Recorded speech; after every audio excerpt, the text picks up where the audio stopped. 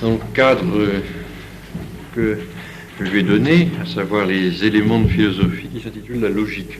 Je suis assez admiratif parce que je ne pensais pas que vous viendriez avec un sujet aussi ingrat, un titre aussi peu suggestif. Si encore j'avais intitulé cette série de conférences, tout ce que vous aurez aimé savoir sur la philosophie sans jamais oser le demander, de façon un petit peu sensationnelle, un petit peu extraordinaire, alors je me serais dit, voilà pourquoi est-ce qu'ils viennent. Et que là, rien de tel élément de philosophie. Il s'agit de voir, non pas des éléments disparates, nous n'allons pas voir la philosophie de façon kaléidoscopique. Nous allons essayer de voir, au contraire, quels sont les éléments essentiels de la philosophie réaliste, c'est-à-dire aristotélico-thomiste. Comme je l'ai annoncé avec l'idée de vous faire fuir, la première partie se veut assez scolaire. Nous essaierons de voir de façon méthodique ce que l'on doit chercher en logique. Et puis la deuxième partie essaiera de montrer un peu quelle application on peut tirer de ce que l'on aura vu de façon méthodique et scolaire sur la logique ce soir. Alors comme je vous vois là, sage, assidu, inquiétant, je me dis, il faut peut-être quand même que je les récompense, que je leur dise un peu de quoi il va être question dans la deuxième partie. La première partie n'étant quand même pas la bande-annonce du grand film, rassurez-vous. Il faut quand même que vous voyiez à quoi ça va servir. En fait, la logique, ça peut paraître un petit peu, encore une fois, aride. Si vous voulez, nous allons essayer, dans la seconde partie, d'utiliser les éléments vus en logique sur une question, ou plus exactement sur une expression que vous connaissez tous, dont on vous a à plusieurs reprises infligé le contenu. C'est une expression qui est employée dans des milieux qui ne sont pas spécialement les nôtres. Vous savez qu'aujourd'hui, on est toujours interpellé au niveau du vécu. Alors, ce soir, nous allons essayer de voir qu'est-ce que ça veut dire quand même, au fond, n'est-ce pas, donc, avec la volonté de ne pas mourir idiot.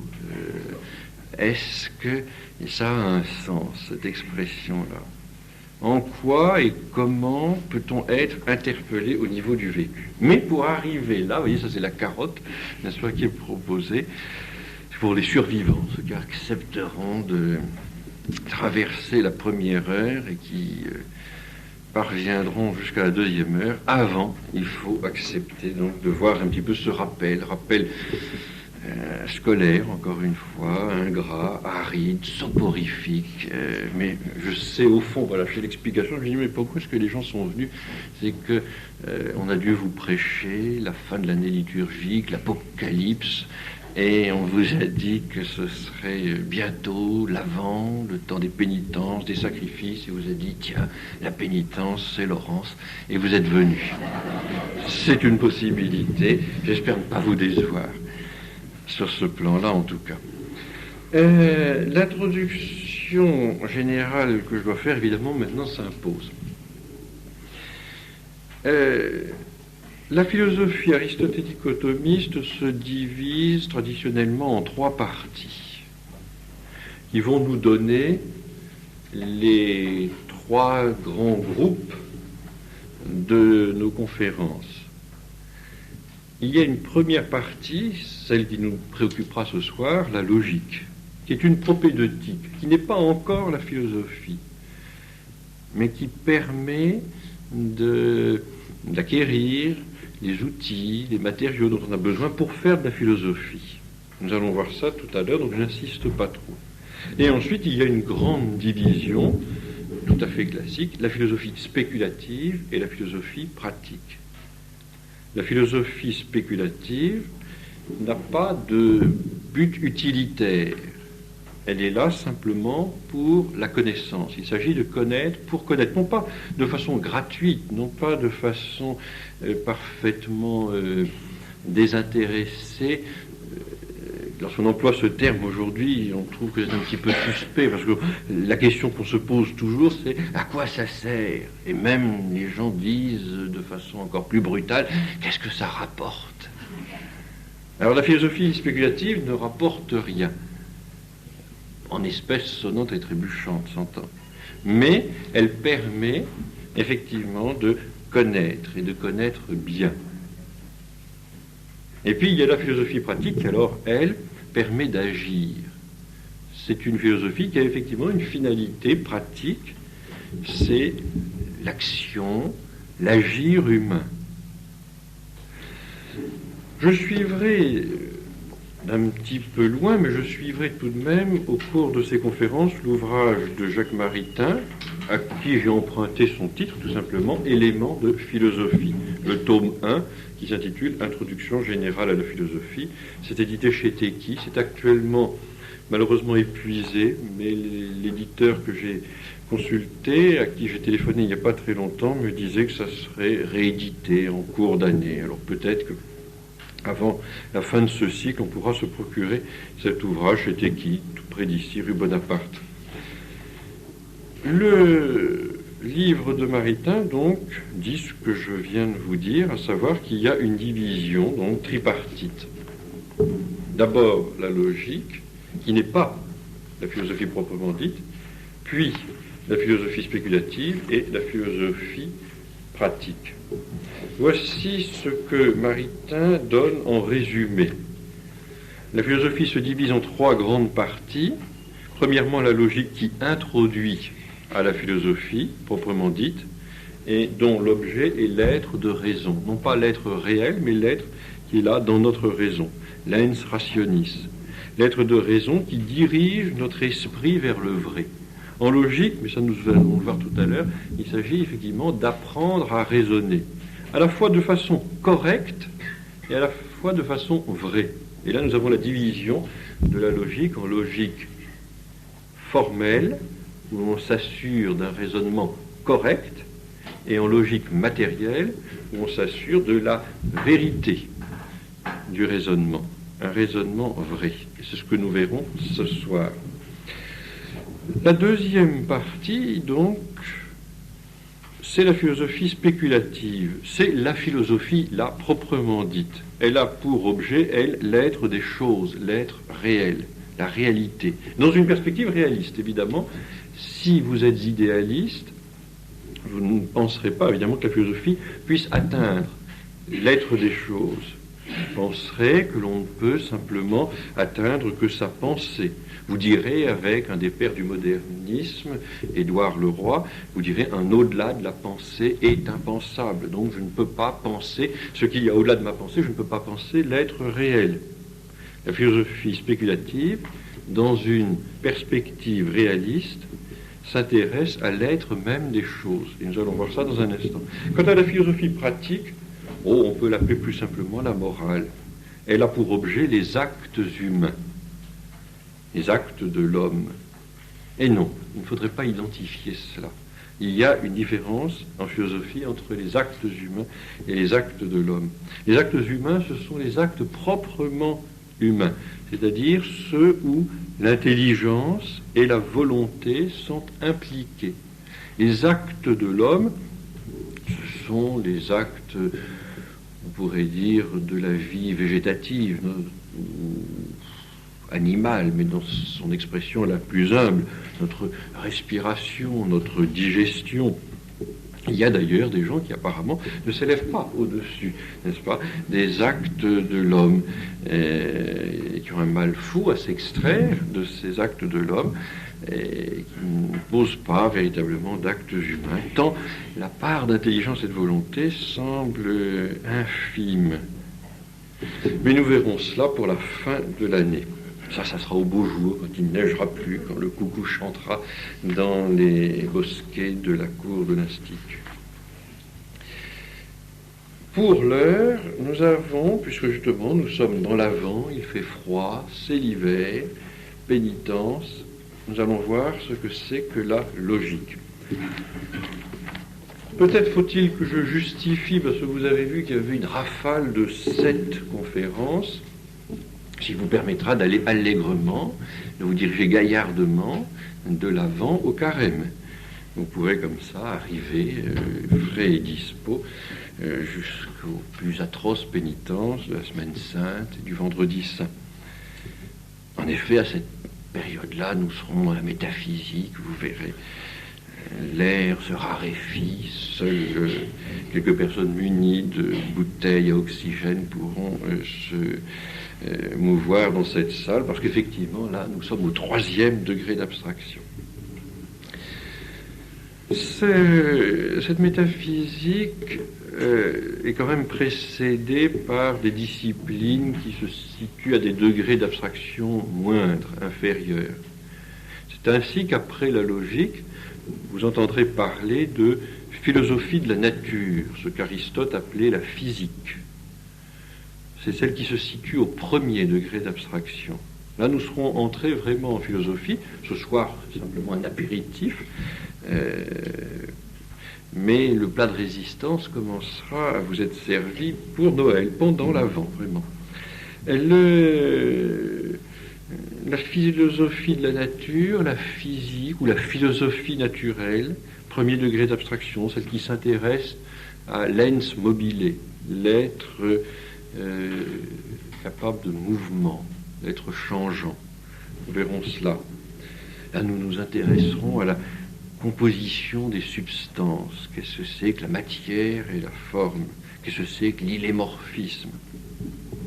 Ensuite, nous aborderons une partie spéciale de la philosophie de la nature, spéciale parce que son objet est très particulier, c'est l'homme, l'âme humaine.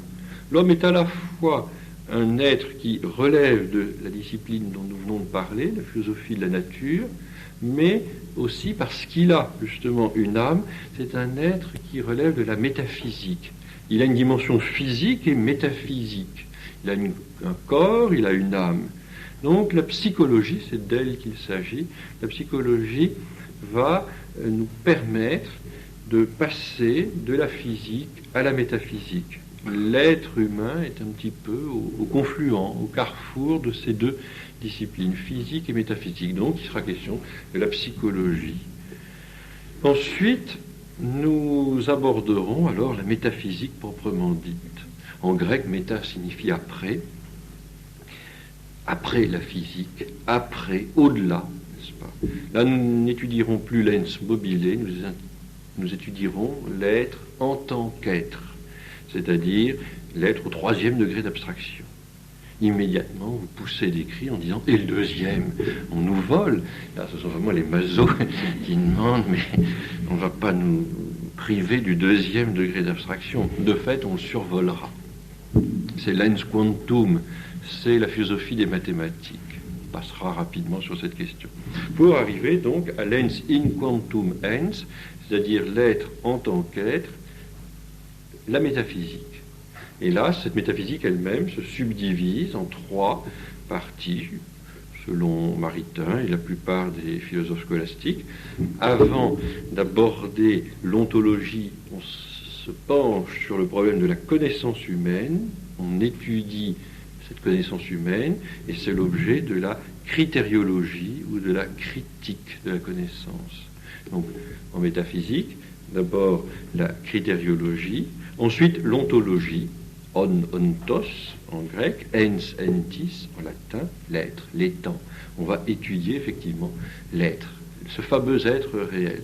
Mais dans une perspective métaphysique, c'est-à-dire au-delà des accidents qui tombent sous le sens, on va aller à l'essence même de la chose. Il sera donc question en métaphysique d'essence et d'existence. Il sera question également de substance et d'accident. Il sera question d'acte et de puissance.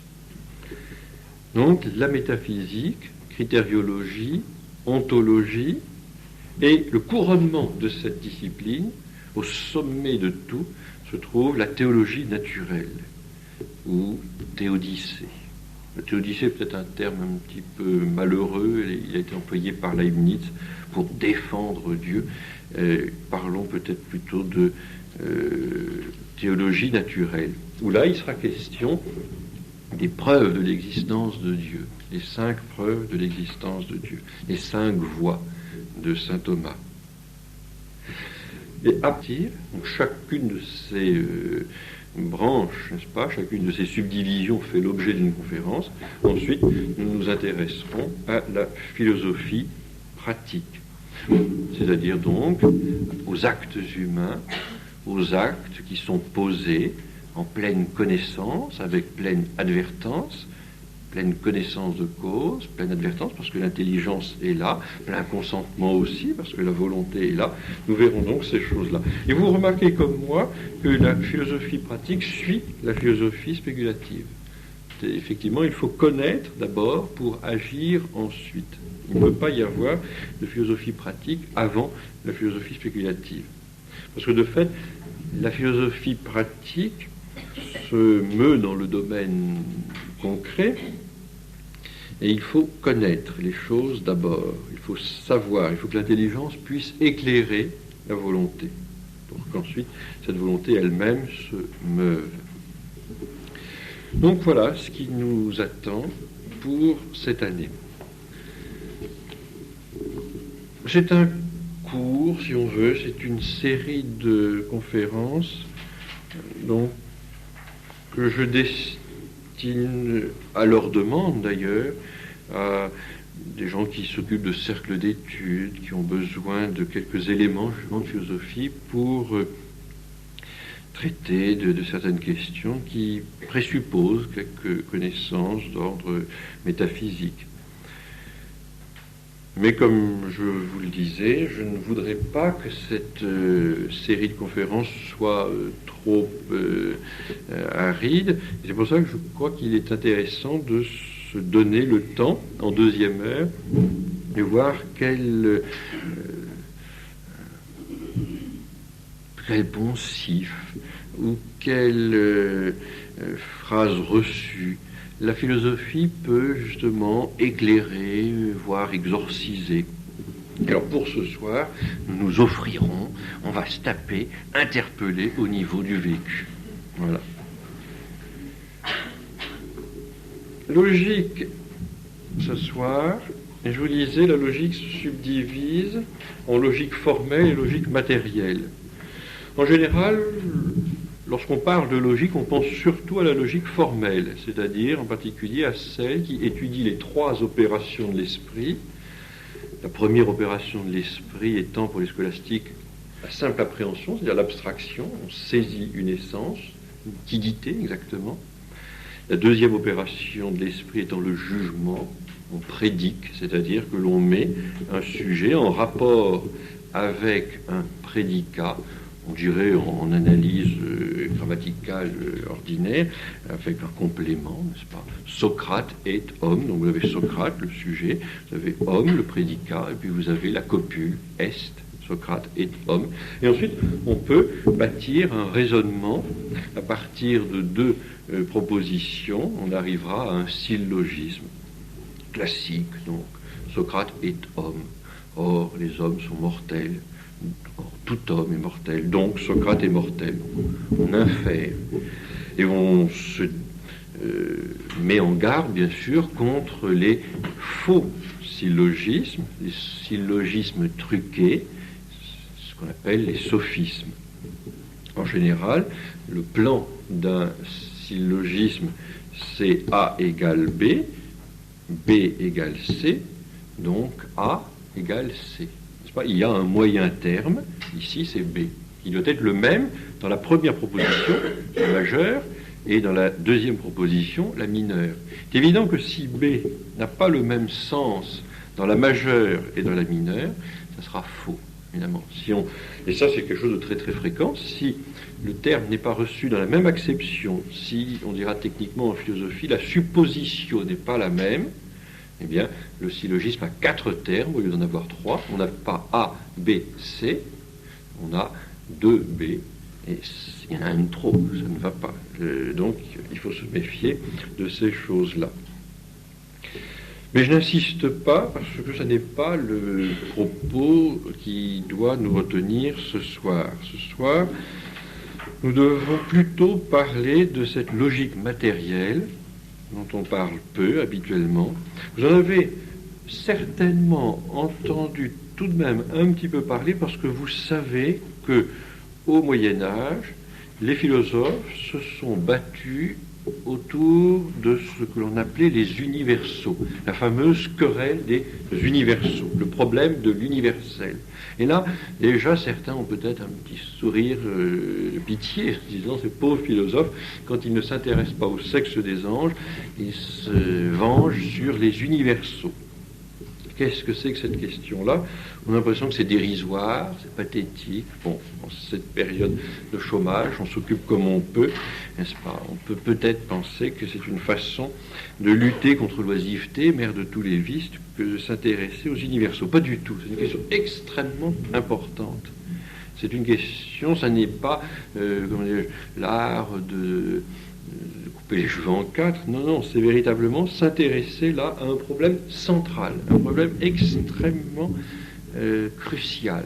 Nous allons voir ça tout de suite. Je vais suivre un petit peu, d'ailleurs, Maritain, pour ne pas trop parler en roue libre. Le texte de Maritain, ici, est à la page 108. Et aux pages suivantes, le numéro 35 dans son édition. Il divise son propos en trois points, trois parties. Vous avez là un triptyque. Je vais vous donner le plan. Nous allons ensemble lire un petit peu pour nous familiariser au style de Maritain, pour voir un petit peu comment est-ce qu'il présente les choses. Et après, donc, nous essaierons de tirer de cela une façon efficace de rendre compte de l'expression interpellée au niveau du vécu. La première partie du texte de Maritain, le premier volet de ce triptyque, on pourrait l'intituler « Idées et images ». Maritain, dans cette première partie, dans ce premier volet, essaye de montrer qu'il y a une différence entre l'idée et l'image. Ce ne sont pas deux choses identiques. La deuxième partie, le deuxième volet, il va préciser, il va dire l'idée est universelle alors que l'image est individuelle. Ce n'est pas la même chose. Et là, justement, avec l'idée universelle, il introduit le problème des universaux. Et troisièmement, alors nous entrerons dans ce problème justement des universaux et nous verrons à ma gauche les nominalistes, à ma droite les réalistes absolus, acharnés, farouches, platoniciens, les hyper-réalistes. Puis on essaiera de voir en quoi ils ont tort, et les uns et les autres. Et qui a raison, on essaiera de savoir un petit peu. Mais au cœur, voyez-vous, de cette querelle des universaux, il y a le problème de la vérité. Déjà, nous allons commencer à parler de cette question, qui est évidemment la grande question de la philosophie. Qu'est-ce que la vérité? Nous allons voir comment, déjà en logique, on peut donner quelques éléments de réponse. Le problème des universaux, dit Maritain, se voit, et nous le verrons de fait ici, trois fois. On étudie la question de l'universel trois fois. Ce soir en logique, comme je vous l'ai dit, mais on va le voir aussi lorsque nous étudierons en psychologie l'origine de nos idées, le problème de l'abstraction. Et nous verrons encore une fois le problème de l'universel lorsque, en critériologie, en critique de la connaissance, nous essaierons de voir à quoi servent ces idées, comment est-ce qu'elles peuvent être utilisées. Maritain explique de façon très très juste que le problème de l'universel n'est pas étudié en philosophie scolastique de façon répétitive. Il ne faut pas croire que les scolastiques radotent, rabâchent et reviennent toujours sur l'universel sous le même aspect. Non, ce sont sous des aspects différents que sont vues ces questions, n'est-ce pas, la fameuse querelle des universaux. Techniquement, il faudra dire que on étudie le problème de l'universel en logique sous l'angle de la causalité formelle. Qu'est-ce que c'est? Quelle est la nature de l'universel? En psychologie, on voit aussi le problème de l'universel, mais cette fois-ci sous le rapport de la causalité efficiente. D'où ça vient, l'universel? Comment est-ce qu'on arrive à l'universel? Et en critique de la connaissance, en critériologie, on verra ce même problème, mais sous l'angle de la causalité finale. À quoi ça sert, l'universel? Donc, qu'est-ce que c'est que l'universel? Ce soir, ça c'est la causalité formelle. D'où ça vient? Comment est-ce qu'on arrive à l'universel? Ça c'est l'angle de la causalité efficiente. Ça sera la psychologie. Ça sera dans 2 mois. Et puis, à quoi ça sert? Quelle est l'utilité de l'universel? Est-ce que ça a une véritable utilité? Ça, c'est sous l'angle de la causalité finale. On étudie le but. Et ça, c'est vu en critique de la connaissance ou en critériologie. Donc, ce soir, le problème des universaux, le problème de l'universel, mais sous l'angle de la causalité formelle. Qu'est-ce que c'est? Quelle est la nature de cet universel? Alors, pour arriver à comprendre cela, Maritain fait les choses très très très progressivement. Vous allez voir d'abord un premier paragraphe que je vais vous lire, ce qui vous reposera, parce que ça sera plus moi, ça sera lui. On va voir un petit peu comment est-ce qu'il il prend le problème. Il faut savoir que l'ouvrage de Maritain est destiné à des étudiants, des élèves de terminale, donc c'est un ouvrage facile. Évidemment, c'est peut-être des terminales d'avant-guerre, alors ça c'est peut-être un petit peu difficile, sous cet angle-là. Bien, alors, je lis un petit peu pour que ça ne vous paraisse pas trop fatigant.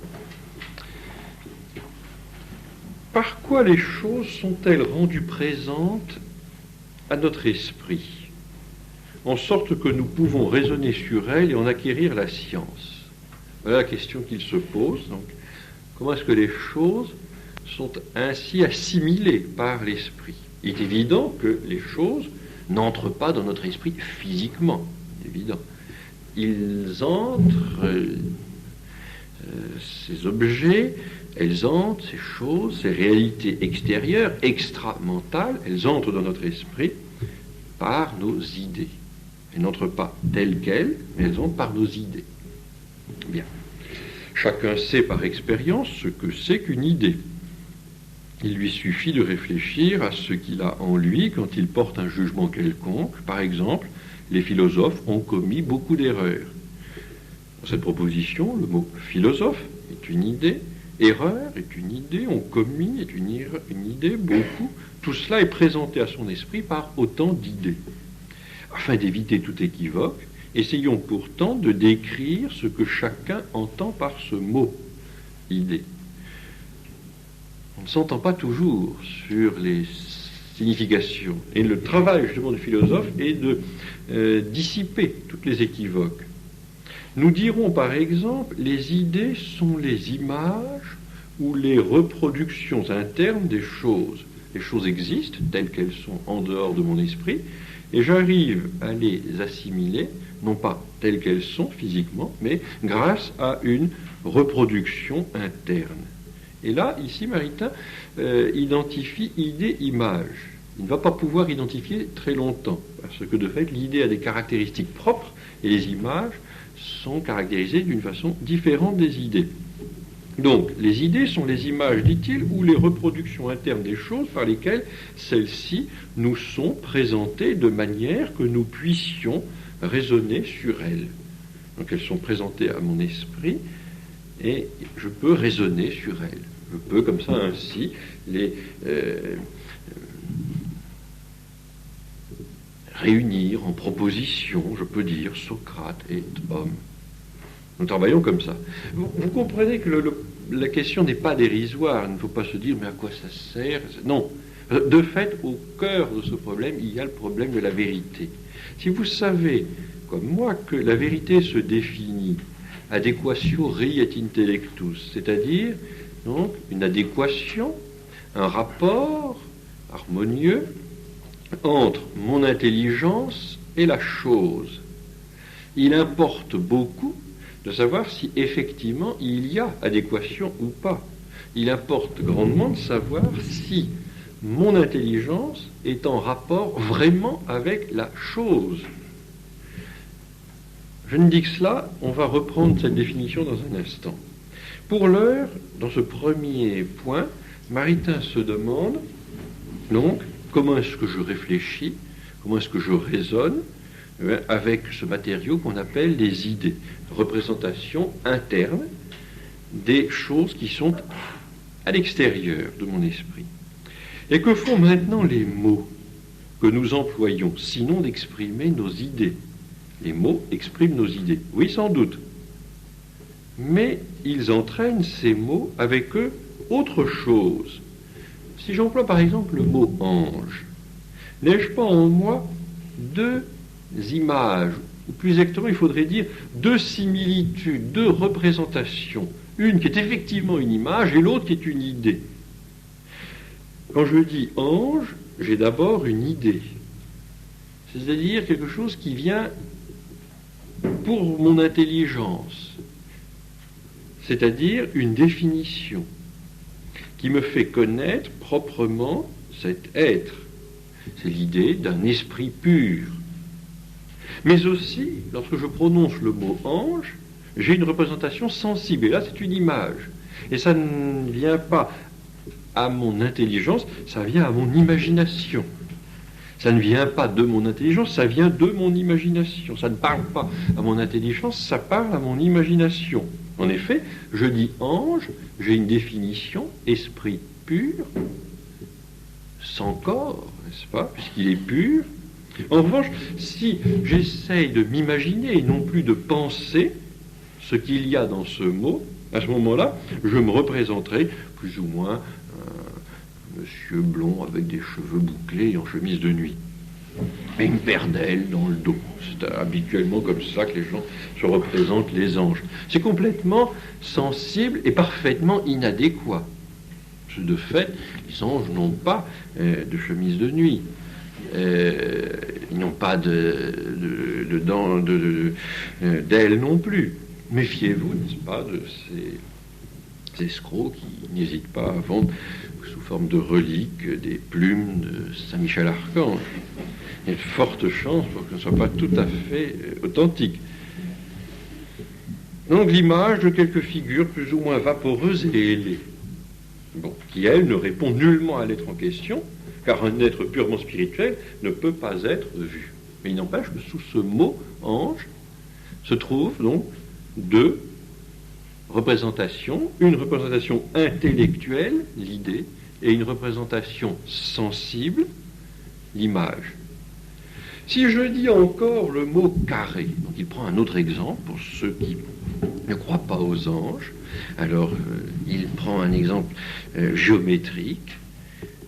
Le mot carré, j'ai en moi, dès que ce mot est prononcé, une idée et une image. L'idée du carré, grâce à laquelle je puis raisonner sur la chose dont il s'agit. Je puis définir. C'est l'idée d'un polygone rectangulaire à 4 côtés égaux. Mais en même temps, j'en ai la représentation sensible. C'est tel carré au tableau avec telle couleur. Ça peut être aussi, pour les personnes qui souffrent à cette heure-ci d'hypoglycémie, un carré de chocolat. Vous représentez les choses de façon sensible, non seulement visuelle, mais peut-être même gustative.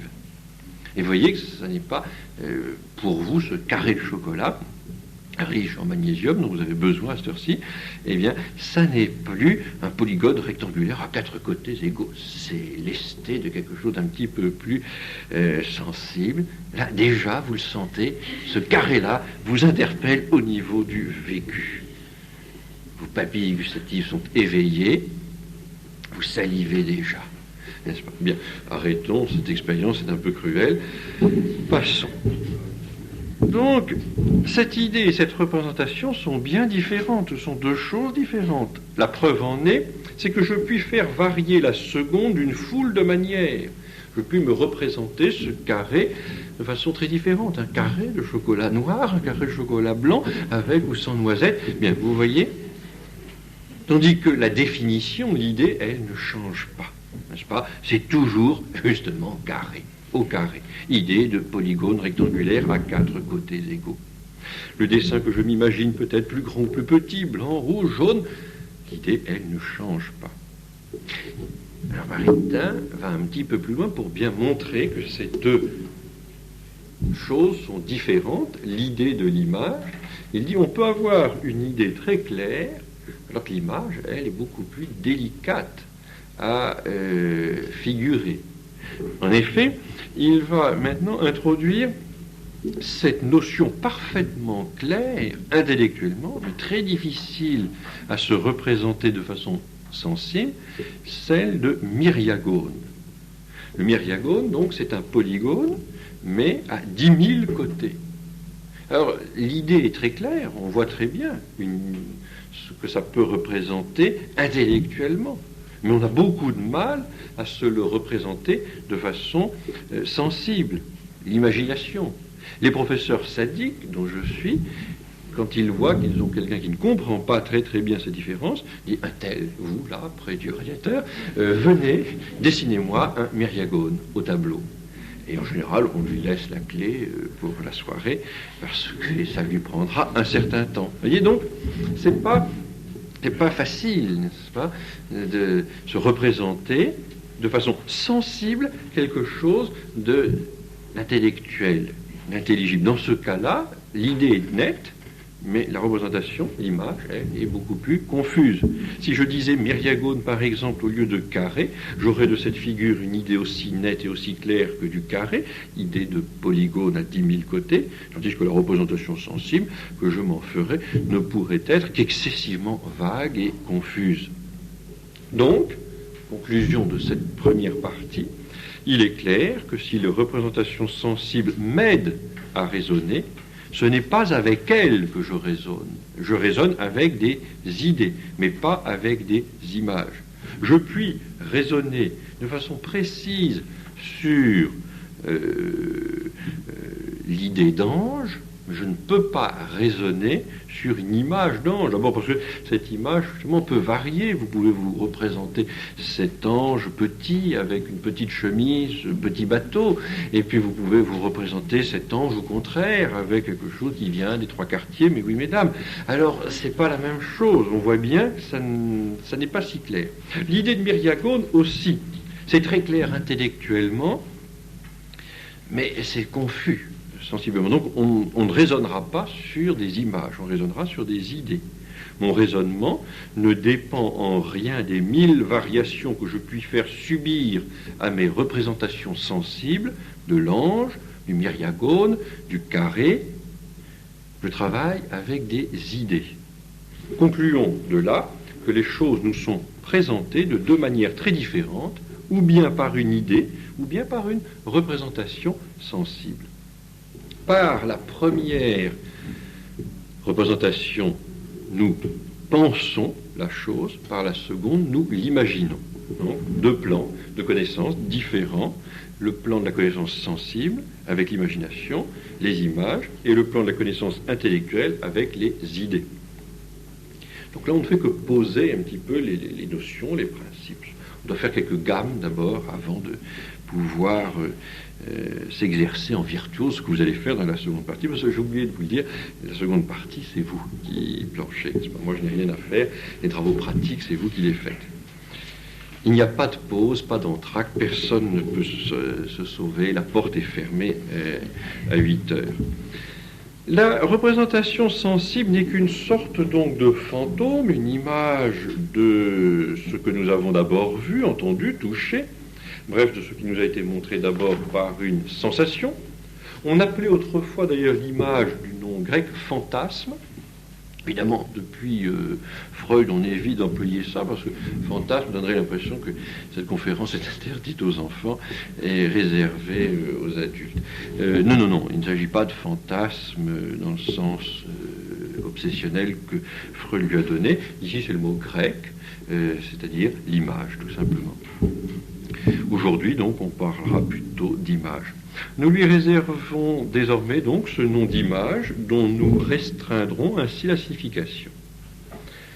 passe maintenant au deuxième volet. Deuxième point. Comme je vous le disais, il s'agit ici de voir que l'idée est universelle alors que l'image est individuelle. Alors, Maritain va essayer d'expliquer cela très simplement.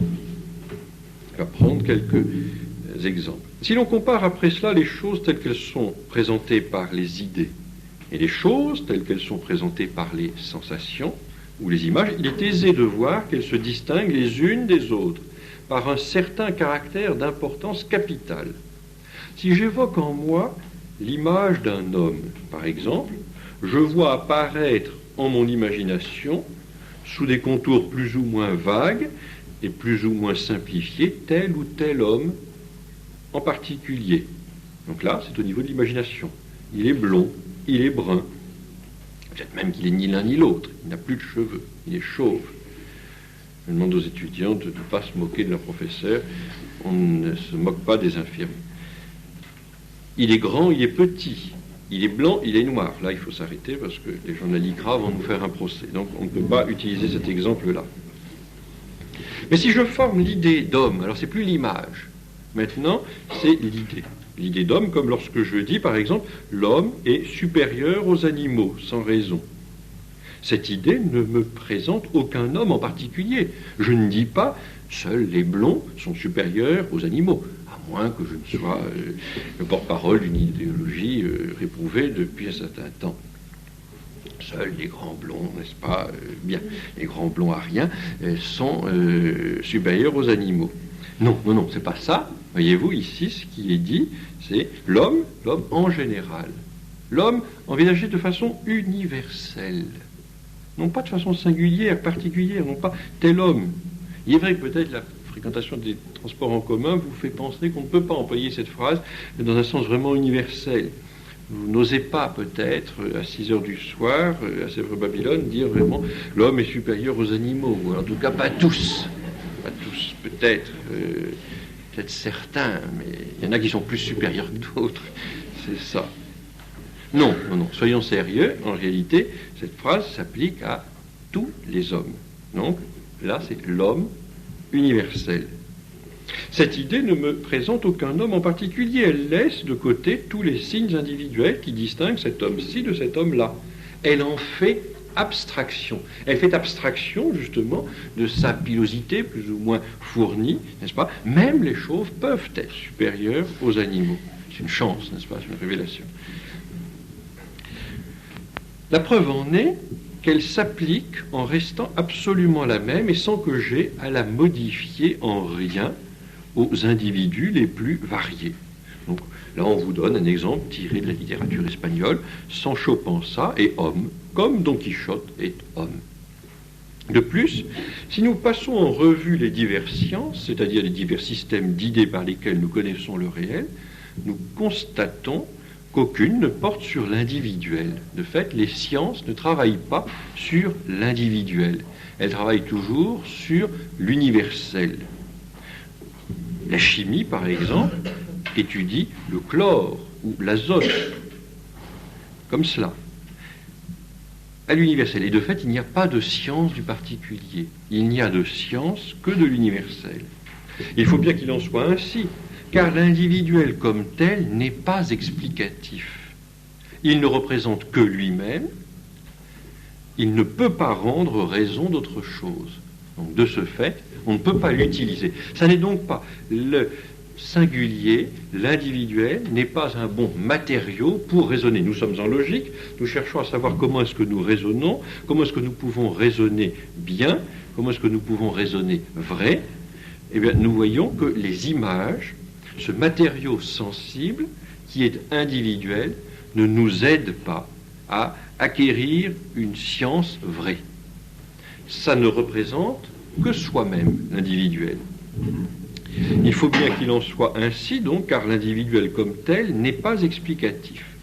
Ne représentant que lui-même, il ne peut évidemment pas rendre raison d'autre chose. Alors, on va vous donner quelques exemples. Il nous suffit, afin de prendre une idée quelconque et de fixer notre attention sur ce qu'elle nous présente, en la comparant aux images qui vont et viennent autour d'elle, pour percevoir immédiatement le caractère abstrait de l'idée. En fait, on va pouvoir dire que l'idée est abstraite, et c'est à ce titre-là qu'elle est universelle, alors que l'image, elle est individuelle, concrète, sensible. En passant des images à l'idée, tout ce qui est individuel se volatilise, pour ainsi dire, glisse entre nos doigts, disparaît.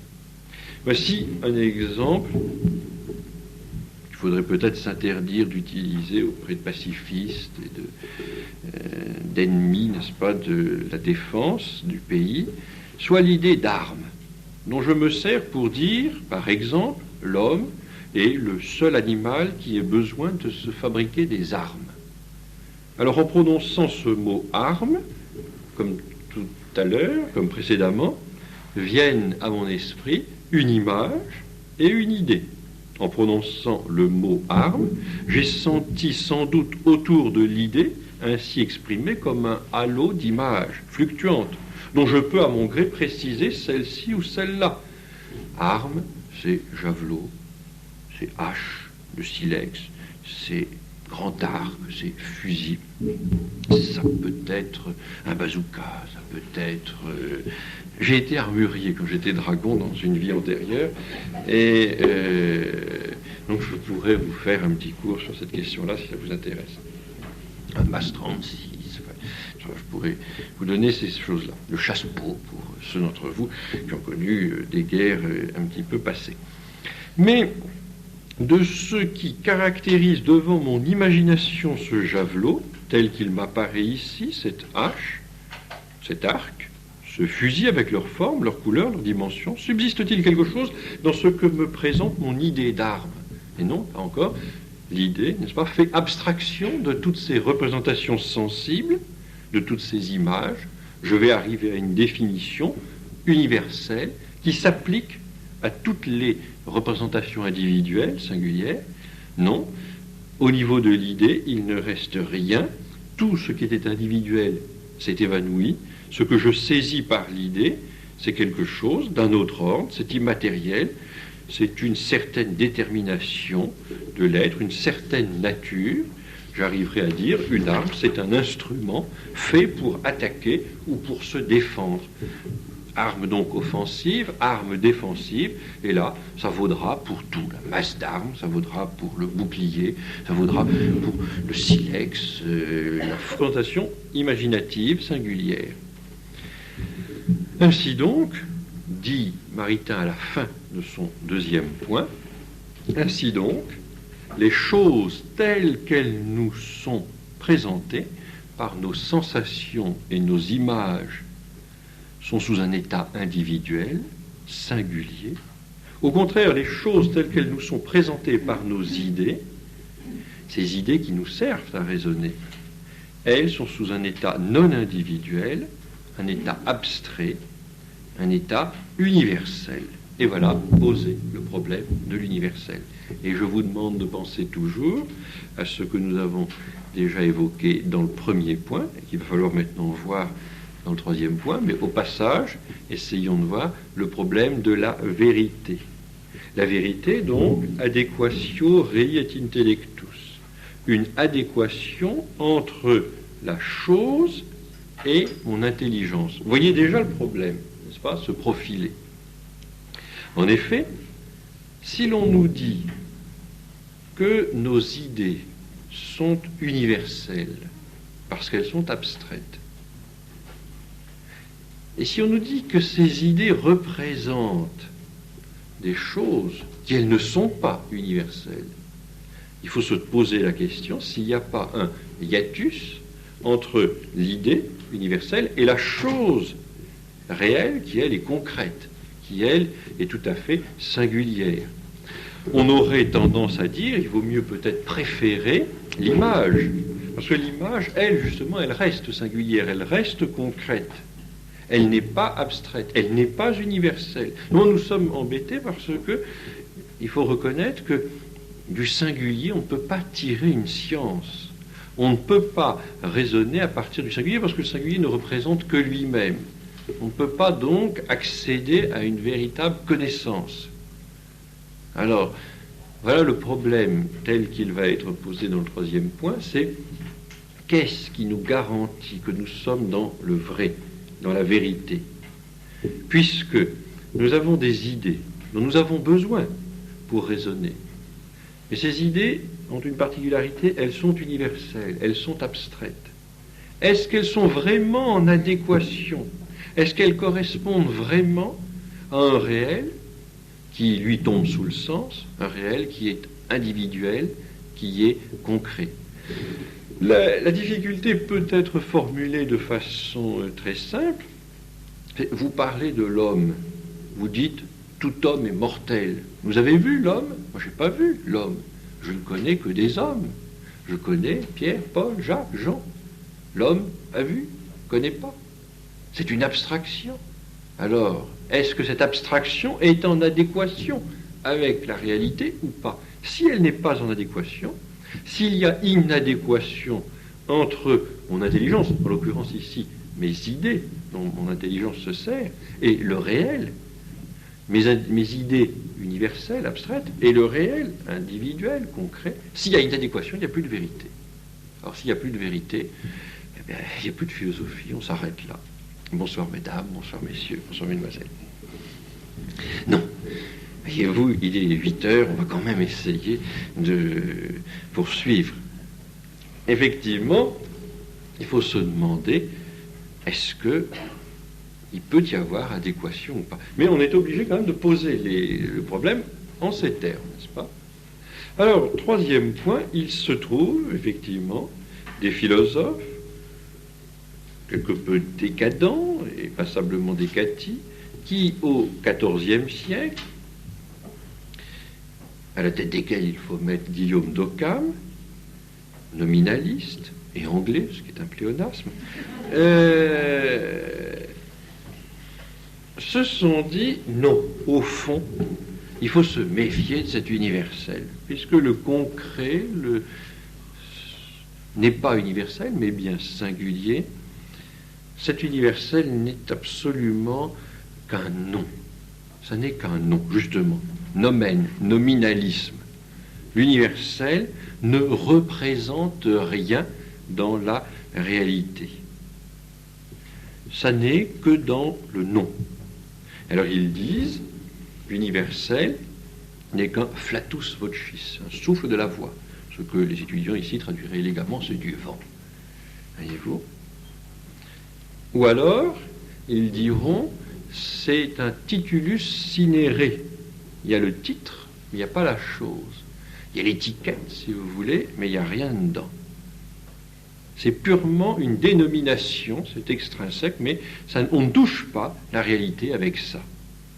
Donc, les nominalistes, dont nous parle ici Maritain, je suis à la page 113, les nominalistes pour lesquels cette idée universelle est parfaitement inadéquate. Elle ne correspond pas, elle n'entre pas en adéquation avec la réalité des choses. Il n'y a pas dans la réalité, par exemple, de nature humaine. Parce que la nature humaine, c'est une abstraction. De fait, la nature humaine, c'est quelque chose d'universel. C'est universel. Elle se réalise dans tous les hommes qui nous entourent. Pierre, Paul, Jean ont la nature humaine. Eh bien, eux disent, cette nature humaine, elle n'existe pas dans les hommes qui m'entourent. C'est une abstraction, ça n'est qu'un nom, c'est du vent, flatus vocis, c'est un titre sans chose. Ça n'atteint pas le réel. Alors évidemment, les nominalistes détruisent la connaissance intellectuelle et la science devient une fiction. Cette école a pour représentants, parce qu'évidemment, je vous entends, c'est pas, des noms. Et les plus sauvages parmi vous disent des têtes. Alors, on va vous en donner. Cette école a pour représentants les plus caractéristiques de l'Antiquité, les sophistes et les sceptiques. Sophistes, Protagoras, tous ces philosophes, pseudo-philosophes, que Socrate a étrillé courageusement et que Platon a vertement tensé dans ses dialogues. Les sophistes, les sceptiques, dans les temps modernes, les maîtres de la philosophie anglaise. Guillaume d'Occam, au XIVe siècle, Hobbes, H-O-2-B-E-S, Je ne sais pas si ça s'éternue comme ça, mais il me semble. Hobbes, oui, ça doit être ça. Locke, L-O-C-K-E. Berkeley. Hume, H-U-M-E, au XVIIIe siècle. Et puis, au XIXe siècle, Spencer, Stuart Mill. On peut noter que la plupart des philosophes modernes, c'est-à-dire ignorants ou adversaires de la tradition scolastique, sont plus ou moins profondément ou plus ou moins consciemment teintés de nominalisme. Alors, essayons de revenir à cette petite phrase qui vous titille neuronalement depuis le début de cette conférence. Il est certain que les nominalistes, eux, doivent se dire, c'est ça, au fond, les abstractions, les idées universelles ne nous interpellent pas au niveau du vécu. Ça reste justement dans ce monde des nuées, dénoncé par Aristophane, on n'entre pas là dans le vécu existentiel. De l'autre côté, il y a une erreur, qui est l'erreur vraiment symétrique, c'est l'erreur des réalistes, mais attention, non pas des réalistes aristotélicotomistes, mais des réalistes, des hyper-réalistes platoniciens, qui vont dire, mais si l'universel existe, je l'ai rencontré, comme Froissart, Dieu, Rudulme, ça existe. Et où est-ce que Platon l'avait rencontré? Dans une vie antérieure, ce qui est assez commode, parce que personne n'y va voir. Et dans ce monde des idées, c'est les archétypes, n'est-ce pas? Les idées mères, avant de tomber dans un corps, avant d'être là, dans un corps qui est comme une prison, qui est comme un tombeau, avant de boire au fleuve du Léthé, on a contemplé les idées pures, c'est-à-dire donc des idées universelles réifiées, c'est-à-dire l'homme en soi existe, n'est-ce pas, dans un monde suprasensible. L'homme en soi, la nature humaine existe hors de l'esprit, en elle-même, dans ce monde suprasensible, dans le monde des idées. Il est vrai que cette erreur-là est beaucoup moins fréquente aujourd'hui, mais il faut la citer parce que c'est vraiment l'erreur symétrique de l'erreur nominaliste. Donc je lis ce que je vois là sous la plume de Maritain, l'école réaliste pour laquelle l'universel comme tel, l'universel à l'état séparé, tel qu'il est dans la pensée, constitue la réalité des choses, ce qui fait de la connaissance sensible une illusion. Alors évidemment, les réalistes de type platonicien ont un mépris souverain pour la réalité sensible, qui pour Platon n'est que le domaine de l'opinion, n'est-ce pas, la doxa. Il n'y a pas de science, il n'y a pas d'ailleurs de science naturelle chez Platon, il n'y a pas de physique pour lui. De fait, ce sont les ombres sur la paroi de la caverne. Seul l'intéresse l'idée, l'idée en soi, l'idée d'homme, l'homme majusculaire, l'homme avec un grand H. Certains philosophes modernes s'apparentent plus ou moins à ce réalisme. Alors, non pas entre ces deux erreurs, mais au-dessus de ces deux erreurs, se trouve la vérité aristotélico-thomiste, qui procède par une distinction. Elle va montrer qu'il faut distinguer entre la chose elle-même et le mode d'existence. Il faut distinguer entre la chose elle-même et le mode d'existence. Et à cette condition-là, cette distinction étant opérée, on arrivera à comprendre qu'il puisse effectivement y avoir une adéquatio rei et intellectus, de la chose et de l'intelligence, de la chose réelle et de la représentation intellectuelle que je m'en fais, de la chose réelle concrète et de la représentation intellectuelle abstraite, donc universelle, que je m'en fais. On distingue. Il y a donc la chose et le mode d'existence de cette chose, l'état sous lequel cette chose peut exister. La chose existe en elle-même, mais elle peut aussi être dans mon esprit. De fait, lorsqu'elle est dans mon esprit, elle est abstraite, elle est universelle. Mais lorsqu'elle est hors de mon esprit, cette chose est effectivement individuelle, concrète.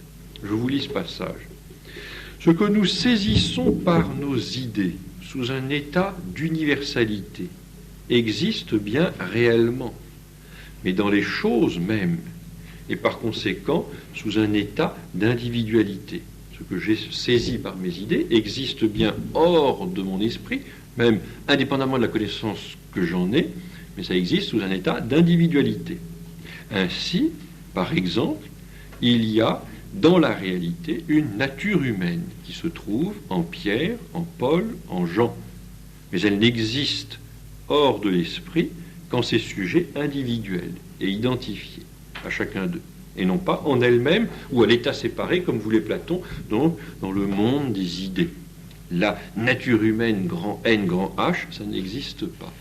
En dehors de mon esprit, la nature humaine existe de façon individuelle, individuée en Paul, en Jacques, en Pierre, etc. Mais dans mon esprit, cette nature humaine, elle est là, sous un mode universel. Alors, comme je vous l'ai dit au préalable, vous ne devez pas être tout à fait satisfait là. En principe, si vous avez suivi, ceux d'entre vous que je n'ai pas réussi à endormir complètement, doivent se dire « on est frustré ». Mais oui, vous êtes frustré. Vous n'osez pas vous le dire, mais je vais vous dire, vous êtes frustré. Pourquoi ? Parce que là, ici, nous n'étudions cette question de l'universel que sous l'angle de la causalité formelle. Nous essayons simplement de dire ce que c'est. Qu'est-ce que c'est que cet universel ? Mais comment ça vient ? Comment ça arrive, cet universel ? C'est-à-dire maintenant, sous l'angle de la causalité efficiente. Qu'est-ce qui permet de passer, en particulier de l'individuel, au plan universel ? Ça, nous le verrons, même pas la semaine prochaine, même pas le mois prochain, mais dans 2 mois. Donc, vous voyez, c'est l'art de ménager le suspense. Seuls les cardiaques munis d'un certificat de leur vétérinaire auront la réponse à 9 heures. Je ne voudrais pas abréger leur jour prématurément. Ce que nos idées nous présentent sous un état universel n'existe pas hors de l'esprit, sous cet état d'universalité. N'en déplaise aux platoniciens. Ça n'existe pas dans le monde suprasensible. Et ça existe hors de l'esprit, oui, mais sous un état d'individualité. Alors que les nominalistes, eux, disent ce que nos idées nous présentent sous un état universel n'existe absolument pas dans la réalité. Eux disent que ce qui est universel dans notre esprit n'existe en rien dans la réalité, même pas sous un état individuel. Donc la nature humaine qui existe dans mon esprit à l'état universel n'existe pas à l'état individuel en Pierre, en Paul, en Jacques. Donc là, il n'y a pas d'adéquatio rei et intellectus. L'universel, encore une fois, pour eux, est un mensonge, c'est une fiction, un titulus cinere, un flatus vocis, c'est un nom, simplement. Ça ne représente rien. Et les réalistes platoniciens et les hyper-réalistes, eux, disent ce que nos idées nous présentent sous un état universel existe. Dans la réalité, sous cet état universel, dans un monde suprasensible, il y a l'homme en soi, l'âne en soi, avec un grand A et un grand chapeau, un grand circonflexe. L'idée d'âne. Bien. Alors, vous vous dites peut-être encore, mais à quoi ça sert de se creuser les méninges comme ça ? Vous pensez tous, n'est-ce pas, au sketch de Fernand Reynaud, ce brave cantonnier, n'est-ce pas, qui monte à la ville une fois par an parce qu'il doit avoir une tante à héritage qu'il faut soigneusement honorer, soigneusement et annuellement quand même. Et alors il rencontre, dit-il, ses cousins. Alors là, il y a le PDG qui parle toujours d'impôts, à croire qu'on le soupçonne d'éthylisme. Et puis il y a le philosophe, n'est-ce pas, qui se pose des questions, le pourquoi du comment et le comment du pourquoi. Alors vous vous dites, ça doit être ça encore. Je vais essayer d'accroître votre perplexité, de vous faire grandir encore dans l'angoisse. Je vais vous montrer, alors nous passons maintenant à la deuxième partie. Nous entrons dans le deuxième volet de cette journée. Ça va être la question pratique. Je vais encore donc vous affoler un peu plus en vous disant ce que nous venons de voir peut être utilisé dans un sujet qui est traité là dans un ouvrage de méthodologie, un ouvrage qui apprend à faire des dissertations, sous cette formulation qui va vous ravir. Le sujet était le suivant: le média et l'immédiat. Merci de n'avoir pas ri. Et on se demande qu'est-ce qu'on peut faire avec ça. Le média et l'immédiat. Alors, vous avez toujours ce professeur sadique dont je suis qui vous donne ça, le média et l'immédiat. Messieurs, vous avez 4 heures. Ici, nous ne disposons que d'1 heure, donc il va falloir faire court, n'est-ce pas? C'est un compact qu'on vous offre ce soir. Le média et l'immédiat. Alors ici, le média, donc, c'est-à-dire l'adjectif substantivé, n'est-ce pas? Média avec un T, non pas le mot latin. D'ailleurs, il faudrait dire, dans ce cas-là, les médias, le médium, les médias. Ici, c'est le média, le mot français, l'adjectif substantivé. Le média et l'immédiat. Ça veut ça. Qu'est-ce que nous ferions avec ça? Qu'est-ce qu'on peut faire avec ça? Or, c'est utilisable. On peut faire quelque chose avec ce sujet si on a justement quelques petites notions sur le problème des universaux, sur la querelle des universaux. Cette dissertation, dont je vais vous lire quelques extraits, et que nous allons nous amuser à corriger ensemble, c'est tellement drôle de corriger les dissertations, on se réunit même le soir pour faire ça ensemble, on va essayer de voir ce que la personne qui a écrit cet ouvrage, c'est une personne connue, elle s'appelle Jacqueline Russe, RU2S, dans un ouvrage qui s'intitule Les méthodes en philosophie. Qu'est-ce qu'elle a fait? Alors d'abord, quand on a ce sujet-là, on essaie de le questionner, on essaie de voir où est le problème, quel est le problème, qu'est-ce que ça pose comme problème. Alors elle cherche un petit peu les termes voisins, elle cherchera les termes opposés, elle va voir un petit peu les relations avec certains termes connexes. Qu'est-ce que par exemple le mot immédiat lui évoque? Qu'est-ce que le mot immédiat? Immédiat, dit-elle, c'est ce qui va être intuitif, c'est immédiat. C'est pas médiatisé, c'est immédiat, c'est intuitif, c'est originel, c'est premier, c'est pré-réflexif, c'est avant toute réflexion, c'est immédiat, c'est primitif, c'est vécu, c'est instantané. Voilà donc ce qu'elle cherche, n'est-ce pas? Elle voit un petit peu. Et là, vous sentez ce que nous avions déjà vu, ce qui va nous permettre, encore une fois, de résoudre notre problème. Qu'est-ce qu'on entend par interpeller au niveau du vécu? Et pourquoi, au fond, ce qui n'est pas vécu ne nous interpelle pas, franchement, d'après les gens qui emploient cette expression. Ensuite, le mot média. Le média, qu'est-ce que ça peut évoquer? C'est l'inverse, un peu. C'est ce qui est indirect, ce qui est intermédiaire. L'immédiat, c'est ce qui est, on disait, donné, intuitif, originel, primitif. Donc le média, c'est ce qui sera plutôt construit, distant, indirect, conceptuel. C'est pas intuitif, c'est conceptuel. Vous voyez, on voit un petit peu comment est-ce qu'on va utiliser les connaissances fraîchement acquises. Mais j'ai dit que je devais vous affoler encore un peu plus. Je vais le faire en vous lisant tout simplement l'introduction de cette dissertation.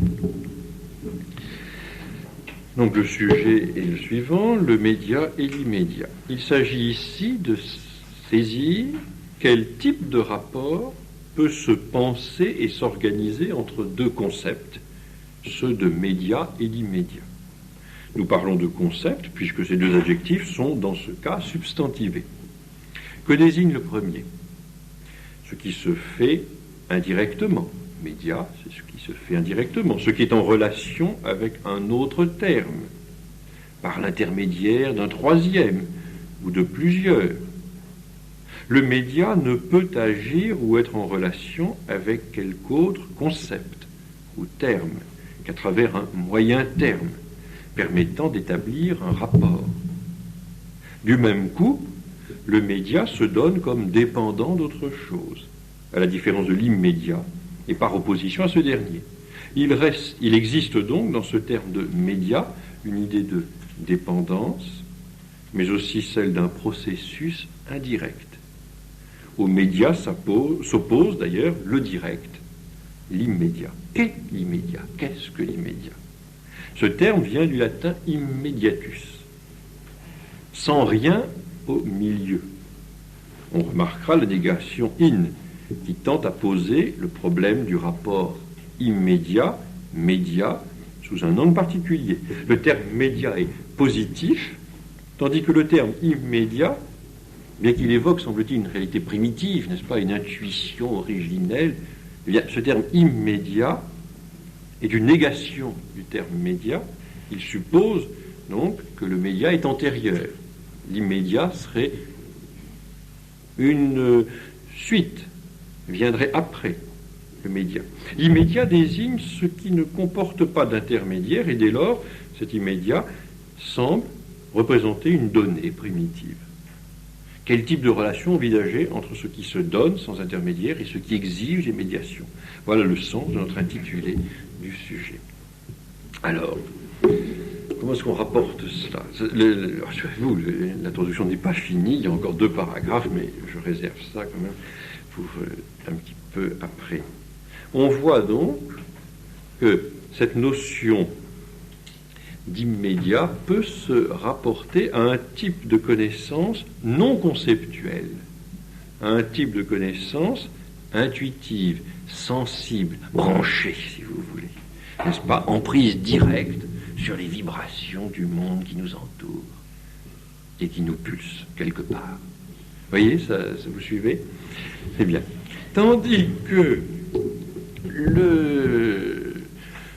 le média semble justement quelque chose de plus distant, évidemment. Là, c'est pas originel, c'est pas primitif.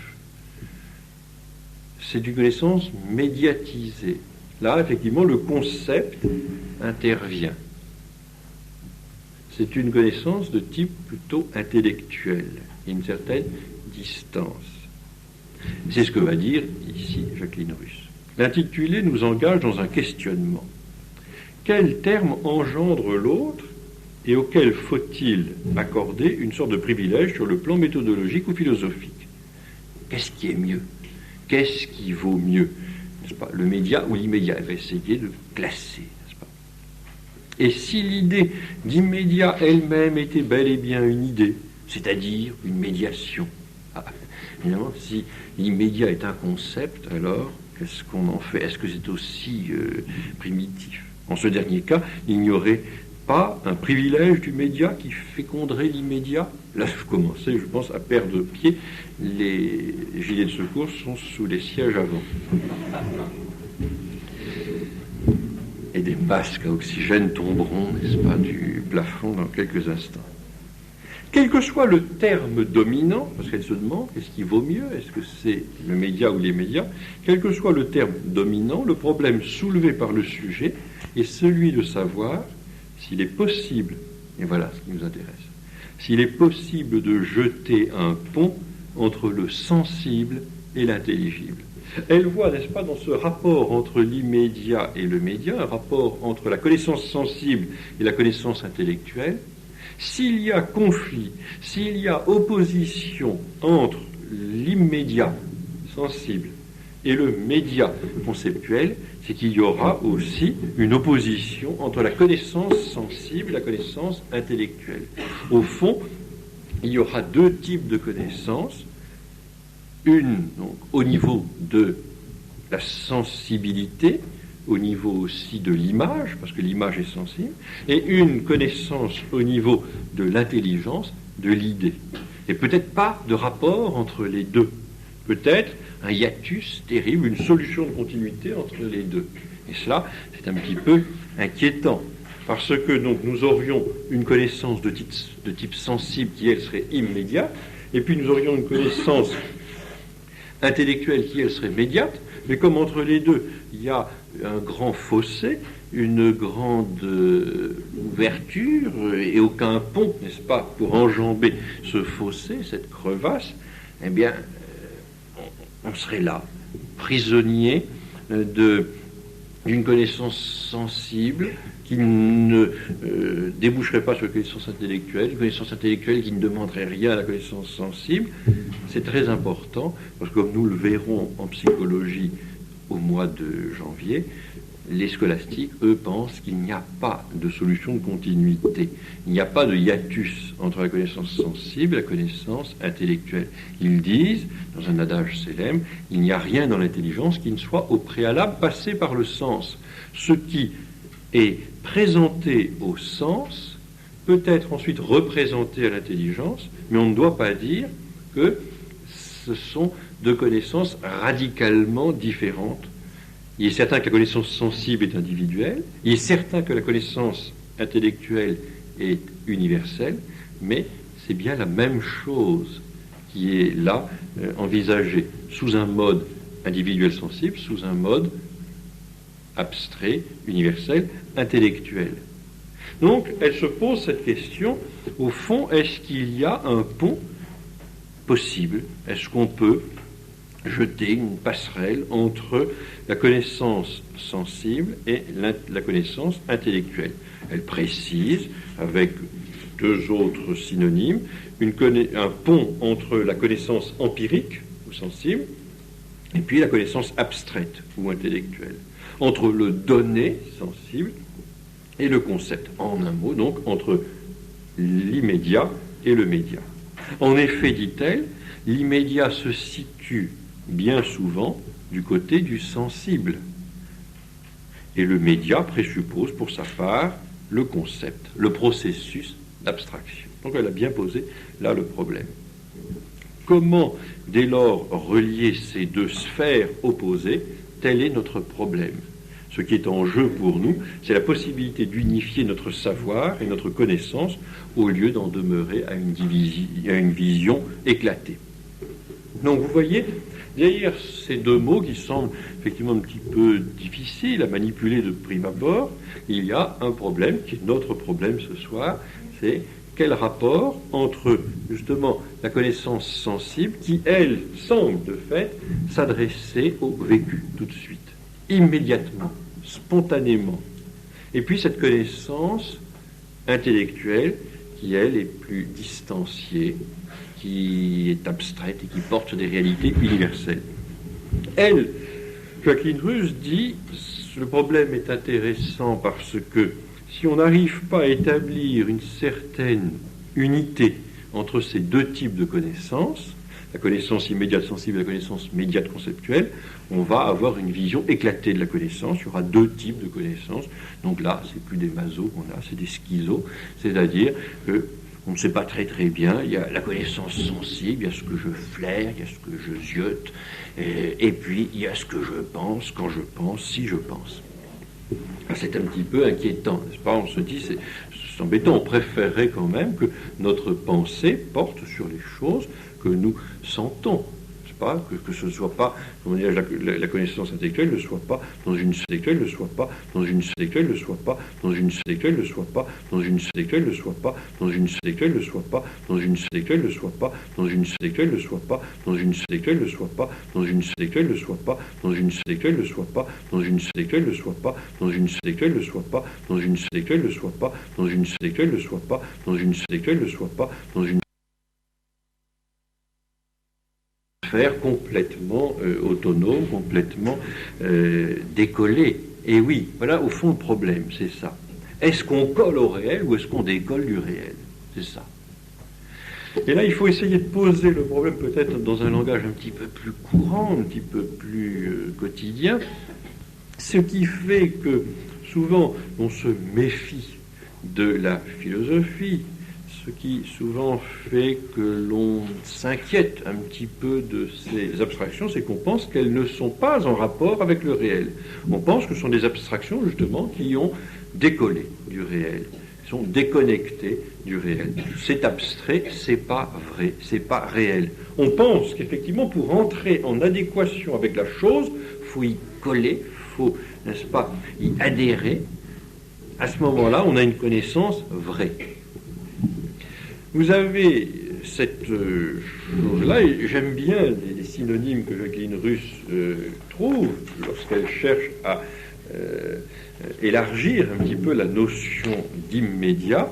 Elle parle bien, c'est ça, de primitif, n'est-ce pas? Il semble qu'une connaissance primitive, un petit peu sauvage, soit beaucoup plus intéressante qu'une connaissance plus distanciée, plus élaborée, plus intellectuelle, en un mot conceptuel. Quelque chose de pré-réflexif. Là, c'est le souci, donc, effectivement, du vécu, c'est le souci de l'authentique aussi. Si il peut y avoir un authentique, pensent certains, c'est au niveau, justement, de la connaissance purement sensible. Lorsque j'étais étudiant, je me souviens, en Hippocagne, un de mes condisciples, qui fut peut-être d'ailleurs l'élève de l'abbé Bayot, parce qu'il venait du collège Stanislas, un de mes condisciples a posé la question au professeur, remettant un petit peu en cause l'enseignement de ce professeur, qui était, il est vrai, nietzschéen, freudien et marxiste. Je vous prie de me regarder de façon un peu plus souriante. Et qui avait fait d'ailleurs dans les années 62 quelques séjours dans des maisons de retraite, mais pas des asiles psychiatriques carrément. Je ne donnerai pas son nom, il n'y a pas encore prescription. Ce monsieur, donc, faisait un cours, effectivement, très, très vécu, très authentique, en prise directe, vachement chébrant, si vous voulez. Sur direct, bien sûr, toujours. Alors, le bon professeur s'est entendu critiqué, contesté par ce garçon qui certainement avait été l'élève de M. Abbé Bayot, parce qu'il avait le sens critique, il avait certainement été aiguisé, ce sens critique, au contact de M. Abbé Bayot. Alors, ce bon garçon lui dit, mais monsieur, vous nous parlez toujours justement d'expérience, du vécu, etc., mais est-ce qu'on ne pourrait pas s'élever un petit peu au-dessus? Parlez-nous de la mort. En fait, c'est le sujet tabou, si vous voulez effectivement gâcher une soirée, mettez ça, on ne vous invitera plus, vous serez tranquille. Je vous donne quelques conseils. La mort. Et qu'a répondu ce professeur? Il a dit, mais je ne peux pas traiter de la mort, parce que la mort, ça n'existe pas. C'est une abstraction, c'est universel. Vous pensez bien qu'il y a une différence, disait-il, avec un soupçon de reproche à peine voilé dans la voix et dans le regard, une différence entre, c'était la mode à l'époque du Biafra, entre la mort du petit Biafrais et la mort de ces bourgeois du 16e arrondissement. C'est pas la même chose, c'est pas la même mort, n'est-ce pas? C'est ce qu'on appelle, n'est-ce pas, être interpellé dans le vécu. Paradoxalement. Il y a effectivement une philosophie de ce type-là. J'ai souvenir, il y a 2 ans, d'avoir un petit peu parlé de ce film, le Cercle des poètes disparus. Comme je vous le disais, dans ce film, on utilise la philosophie des transcendantalistes de Boston. Des gens comme Emerson, comme alors les poètes, n'est-ce pas, Henry Thoreau. Ce sont des gens tout à fait anti-intellectualistes, n'est-ce pas, qui veulent vivre justement au niveau du primitif.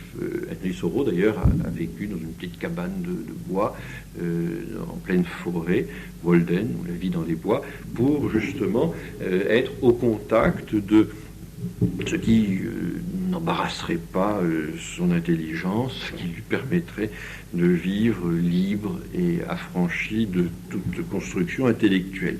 De ce fait, il cherchait à s'animaliser, il le disait lui-même, et si possible même se végétaliser et, aux merveilles, se minéraliser. Il essayait, n'est-ce pas, de vivre au contact des poissons, il essayait, n'est-ce pas, de s'identifier. Alors n'arrivant pas tout à fait, parce que peut-être la dénivellation était trop importante, il s'était rabattu sur des intermédiaires, et là je m'excuse, c'est lui-même qui le dit, il essayait de s'indianiser, et là il trouvait qu'il y avait déjà quand même une façon de retrouver l'intuitif, l'originel, le primitif. On voit ça aussi chez tous nos philosophes, n'est-ce pas, qui s'intéressaient à tout ce qu'il y avait de sauvage et d'authentique par le fait même. Donc cette démarche-là n'est pas une démarche, comment dirais-je, tout à fait extravagante. Je veux dire qu'il ne faut pas croire qu'on ne voit ça que chez les philosophes. Non. Les philosophes peuvent peut-être aider à éclairer cette démarche, peuvent aider à comprendre ce qu'elle a d'intéressant au plan clinique ou pathologique en particulier. C'est intéressant de voir effectivement que ces gens en quête d'intuition primitive ou primordiale sont en réalité des gens qui considèrent que tout ce qui est abstrait, tout ce qui est conceptuel est suspect. Pourquoi ? Parce qu'ils sont viscéralement nominalistes. Ils considèrent effectivement que tout ce qui est universel n'a aucun rapport avec la réalité. Ce qui est vrai, c'est ce qui est sensible. Mais l'intelligence ne permet pas d'établir un rapport adéquat avec la chose parce que justement elle conceptualise, parce qu'elle médiatise. Et cela, ils ne l'acceptent pas. Alors, peut-être faudrait-il voir, c'est ce qu'on fait d'ailleurs toujours lorsqu'on corrige une dissertation, on lit l'introduction et la conclusion. Ensuite, on s'intéresse éventuellement au corps du devoir, au développement, mais parfois il n'y a pas besoin, parce qu'on voit très bien qu'il n'y a pas de développement et qu'il n'y a pas de corps. La conclusion, alors, est intéressante parce que la solution que va proposer Jacqueline Russe n'est pas la solution que l'on pourrait espérer. C'est une solution kantienne qu'elle va donner. C'est intéressant parce que donc, il faut savoir que certains philosophes ont essayé, effectivement, de bien montrer qu'il y avait un pont entre le sensible et l'intelligible, entre la connaissance sensible et la connaissance intellectuelle, mais ça n'est pas cette liaison que nous étudierons sous le nom d'abstraction dans 2 mois. Ça n'est pas la solution thomiste.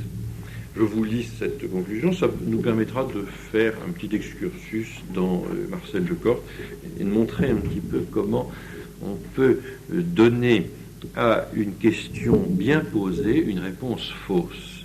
Comment est-ce que l'on peut effectivement poser un problème qui est exactement celui qu'elle a posé, qui est une réponse, une question exacte, tout à fait, mais la réponse, elle est tout à fait insatisfaisante. On essaiera de voir en quoi et pourquoi. La conclusion est la suivante. Les 2 termes envisagés, média et immédiat, semblent donc à la fois en opposition et en unité. Est-il possible, demandions-nous, d'envisager dans leur unité ces 2 notions opposées ? Alors là, il se livre à un exercice que les philosophes actuels affectionnent beaucoup. C'est une forme de petite virtuosité sur les mots. Nous répondrons que c'est le propre de l'entendement vulgaire de séparer le média et l'immédiat. Entendez, n'est-ce pas, vulgaire, c'est-à-dire non philosophique. Donc, séparation du média et du média pour ceux qui n'ont pas fait de philosophie. Mais pour ceux qui ont fait de la philosophie, c'est pas la même chose. La réalité humaine apparaît comme une... Alors, suivez bien. Vous pouvez accrocher vos ceintures. Les hôtesses passeront. Donc la réalité humaine apparaît comme une immédiateté médiée et une immédiate médiation. Ça fait partie de cette esbrouffe que les philosophes affectionnent. Et là, en général, les correcteurs trouvent ça très très bien, très astucieux. Alors là, ils mettent bien, comme ça, et c'est ce qui assure le 18,5. Donc la réalité humaine apparaît comme une immédiateté médiée et une immédiate médiation. Donc on renverse substantif, épithète et vice-versa. Il est légitime et nécessaire de jeter un pont entre le sensible et l'intelligible, le donné et le concept, l'intuition et la catégorie. Ah, intuition et catégorie, Kant. Kant est là, n'est-ce pas? Elle avance sa solution, elle l'a d'ailleurs exposée dans sa troisième partie. Elle va prendre la solution fournie par Kant. Or, la solution fournie par Kant est extrêmement dangereuse. Il faut établir un pont entre le sensible et l'intelligible, d'accord. Entre le donné sensible, si on veut, et le concept intellectuel, d'accord. Mais elle précise, pour elle, le sensible, c'est l'intuition sensible, c'est l'esthétique transcendantale de Kant, et la catégorie a priori de Kant. Telle est la grande leçon kantienne, dit-elle, que nous ne saurions oublier. Entre le sensible et l'intelligible, nous a montré Kant, la liaison ne s'effectue-t-elle pas à travers le schème de l'imagination? Il y a là une direction importante permettant de répondre aux problèmes soulevés dans l'introduction et de nous assurer un gain de pensée important. Fin de la conclusion. Alors, quelle est la solution que va proposer? C'est intéressant, si vous voulez, parce que dans le schéma que nous avions tout à l'heure, nous voyions donc les nominalistes qui récusent la connaissance intellectuelle, qui considèrent au fond que la connaissance intellectuelle est menteuse, trompeuse, puisqu'elle nous fournit des idées universelles qui n'ont pas de rapport avec la réalité. Et puis nous avions de l'autre côté les super-intellectualistes qui, eux, considèrent qu'il faut contempler ces idées qui existent telles quelles dans un monde suprasensible. Nous avons dit, le thomisme, lui, ne se situe pas dans une espèce de médiocrité, d'honnête moyenne. Ne prend pas un petit peu de ci, un petit peu de ça. Ne confondez pas saint Thomas et Victor Cousin, de grâce. C'est pas l'éclectisme. On ne prend pas un petit peu de ci, un petit peu de ça, un petit peu de vrai, un petit peu de faux, on secoue et ça donne le mélange détonnant qu'on appelle l'éclectisme. Non. C'est au-dessus, n'est-ce pas? Il y a une distinction qui échappe justement aux nominalistes et aux hyper-réalistes. Il y a effectivement la chose qui existe sous un mode individuel, en elle-même, telle qu'elle est, et puis sous un mode universel, dans l'intelligence, dans la représentation que nous livre l'idée, dans l'intelligence. Le kantisme semble offrir une autre voie pour concilier les choses. Il faut savoir que cette voie est une véritable révolution, que Kant lui-même n'a pas hésité à qualifier de copernicienne. C'est une révolution parce que cela rompt avec toute la tradition scolastique, mais de façon très habile, c'est-à-dire très vicieuse. En effet, Kant va reprendre la terminologie scolastique. Il va employer des termes reçus dans la philosophie scolastique, comme le terme de matière et de forme, mais il va complètement les pervertir. Ces notions vont être utilisées dans un contexte totalement différent. En effet, qu'est-ce que veut dire ici Jacqueline Russe? Elle est là simplement allusive, elle n'est pas vraiment démonstrative. Il faut essayer d'expliquer la solution qu'elle offre. Elle dit on va établir un pont entre le sensible et l'intelligible. Et de fait, il y a le sensible donné, ça c'est ce que Kant appelle l'esthétique transcendantale, c'est-à-dire ces connaissances qui sont livrées par le sens, mais montre Kant, il ne faut pas croire que le sens fournit, si j'ose dire, et là je vais jouer un petit peu sur les mots, mais vous allez me comprendre, il ne faut pas croire, dit Kant, que le sens fournit vraiment un sens. Qu'est-ce que je veux dire par là? Il ne faut pas croire que la connaissance sensible soit porteuse de signification, soit porteuse d'un sens. Il n'y a pas donc d'intelligibilité au cœur de ce réel qui nous est fourni par la connaissance sensible. Quelqu'un perd un boulon à côté de moi, c'est tout à fait normal. C'est au Grand Palais aussi, ces choses-là. Alors, que se passe-t-il? Les scolastiques disent il faut abstraire. C'est-à-dire qu'il faut extraire de la connaissance sensible le sens de la chose. Le sens de la chose est dans la chose. L'intelligibilité de la chose, ce qui rend la chose compréhensible, est dans la chose. Et il faut l'en extraire, il faut l'en abstraire. Kant dit non. L'intelligibilité de la chose n'est pas dans la chose. La chose nous est connue, ou plutôt le sens, n'est-ce pas, arrive à percevoir cette chose, mais pour arriver à donner un sens, il faut que ce soit le sujet, c'est-à-dire l'intelligence, qui donne un sens. Ça signifie donc que le principe d'intelligibilité n'est pas dans la chose, il ne faut pas l'en extraire, l'en abstraire. Le principe d'intelligibilité est dans le sujet, dans l'intelligence, et il faut, alors, Descartes dit, il faut encapsuler. Il faut, n'est-ce pas, mettre cette chose dans les catégories du sujet. C'est le sujet, n'est-ce pas, qui applique, qui impose ces catégories à la chose. La chose ne devient compréhensible que dans la mesure où les catégories sont ainsi appliquées, imposées. Alors je vais vous lire un petit passage de l'intelligence en péril de mort qui vous montrera. Alors, vous comprenez, cette solution-là, nous ne la retiendrons pas. Lorsque nous ferons de la psychologie, nous ne la retiendrons pas.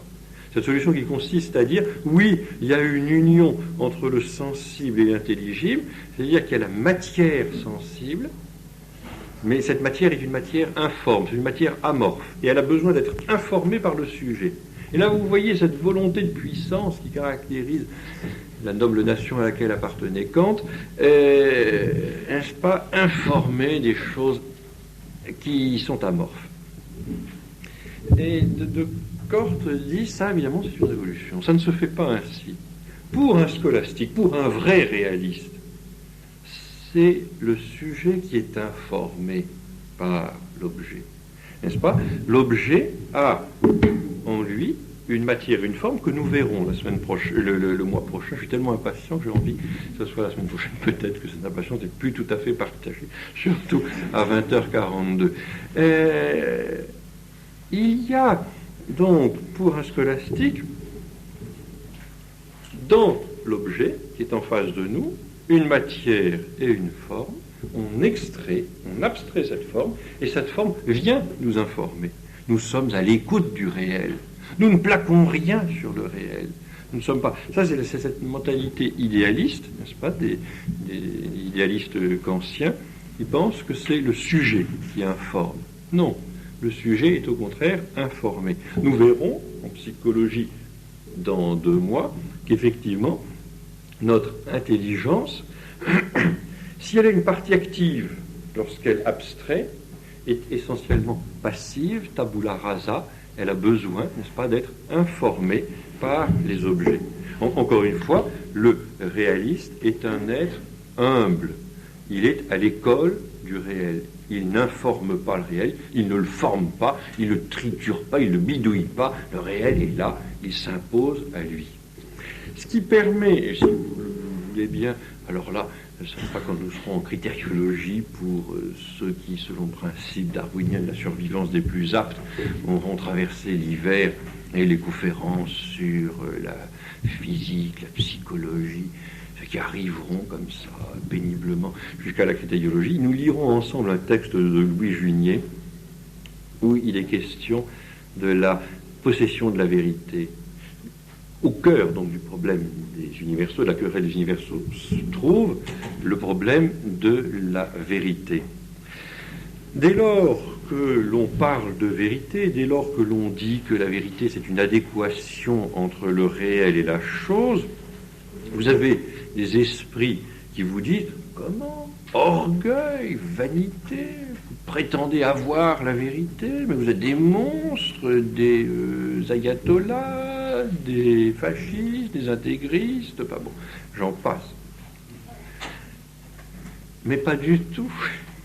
La vérité, par définition, ne se fait pas, ne se crée pas, ça se recueille.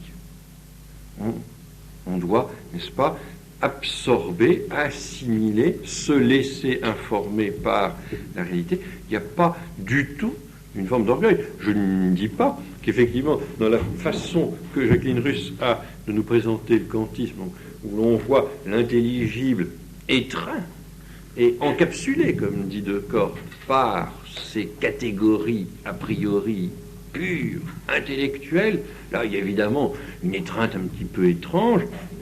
Et là, on peut se dire, il y a peut-être une forme d'orgueil. Mais dans la conception réaliste, il n'y a pas. Il y a au contraire une docilité, tout simplement. Il s'agit d'épouser ce réel. Il ne s'agit pas de le violer.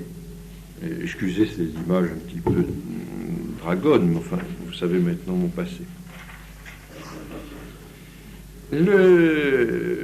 Voici ce que dit d'ailleurs, ces exemples pris comme ça de façon très réaliste sont tirés tout simplement de Descartes. Cette notion de concept qui fait tellement peur aux nominalistes, n'est-ce pas? C'est vrai que le concept est universel, il est abstrait. Mais il faut bien comprendre, ce concept, comme le nom l'indique lui-même, est le fruit des noces de l'intelligence et du réel. Pour qu'il y ait conception, il faut effectivement que l'intelligence ait été fécondée par le réel. L'idéaliste, lui, n'envisage pas du tout les choses comme cela. Pour lui, il s'agit d'appliquer une catégorie a priori sur le réel. Et c'est comme ça qu'on refait l'unité. C'est comme ça qu'on réunifie le sensible et l'intelligible. Non, c'est pas ça. Voici à la page 31 dans l'ancienne édition de Descartes, cette très belle affirmation sur le concept, donc sur l'idée. Le concept, c'est l'idée. C'est la même chose. Pour qu'il y ait concept, donc pour qu'il y ait ce médium entre le réel et, et l'intelligence, il faut qu'il y ait conception. Le concept est le fils des noces de l'intelligence et du réel. Pour que cette progéniture naisse, il faut que l'intelligence ait commerce avec la réalité. Il est évident que la vigueur de l'enfant dépendra de la santé du père et de la mère, et de la vigueur de leur union. C'est l'intensité, l'ampleur, la profondeur, la richesse, la qualité du rapport noué par les éléments générateurs qui marquera le concept de leur sceau, lui communiquant l'empreinte du réel. N'est-ce pas? L'intelligence sera en adéquation avec le réel, elle se laissera ainsi imprimer par. Le concept, donc, nous livre le réel. C'est vrai sous un mode universel, sous un mode abstrait, mais il s'agit bien du réel et non pas de schémas a priori dictés par l'intelligence. Cela, encore une fois, vous devez sortir de cette conférence frustré. Vous devez vous dire, mais comment est-ce que c'est possible? Comment est-ce que ça se passe? Ça se verra en janvier, n'est-ce pas, après l'épiphanie, lorsque nous nous intéresserons à la question de l'abstraction. Là, nous nous poserons la question du comment ça se fait, la causalité efficiente. Je termine avec cette page de Descartes, donc pour réhabiliter l'idée, pour réhabiliter la connaissance médiatisée, c'est-à-dire la connaissance intellectuelle qui, je dis en passant, est quand même la connaissance propre aux animaux rationnels. C'est ici que se noue le drame de l'intelligence. Le propre d'une expression est de pouvoir se séparer de la réalité imprimée dans l'âme et dont elle est corrélative, comme le propre du fruit est de pouvoir se détacher de l'arbre. Toute expression peut s'ériger en entité indépendante, tout concept peut s'isoler de la conception, tout signe peut se détacher du signifié, c'est-à-dire du réel, de la réalité, de l'objet signifié. Il suffit que l'intelligence détourne son regard des êtres et des choses que le concept signifie pour le fixer exclusivement sur le concept lui-même, sur le fruit de ses entrailles, ça c'est l'idéalisme, c'est-à-dire sur elle-même, sur sa propre subjectivité créatrice. Le courant d'alimentation qui va de la réalité conçue au concept se trouve alors rompu, et en même temps, celui qui fait retour de l'expression à la réalité exprimée. Et voici ce qui me semble très important. Au lieu de jaillir de l'expérience des êtres et des choses et de s'y ravitailler sans cesse dans une sorte de circuit vital, le concept devient un moule, une catégorie a priori, un moule usiné par des procédés mécaniques dans le laboratoire du cerveau. Au lieu d'épouser par transparence la réalité, elle l'encapsule derrière ses parois opaques. La réponse qu'il faudrait donner au fond à la question que se posait Jacqueline Russe, si l'on est réaliste, c'est un réaliste ne méprise pas l'expérience sensible, mais il pense qu'il faut tirer de cette expérience sensible, il faut abstraire de cette expérience sensible un concept intellectuel. Et on le tire, encore une fois, du sensible et pas d'ailleurs.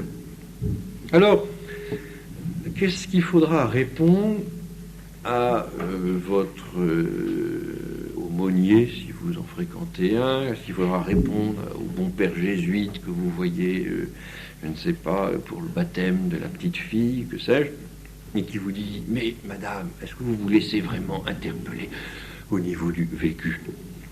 Vous lui direz d'abord: mon père, vous êtes nominaliste, ce qui déjà permettra un petit peu de calmer les ardeurs progressistes de ce bon père.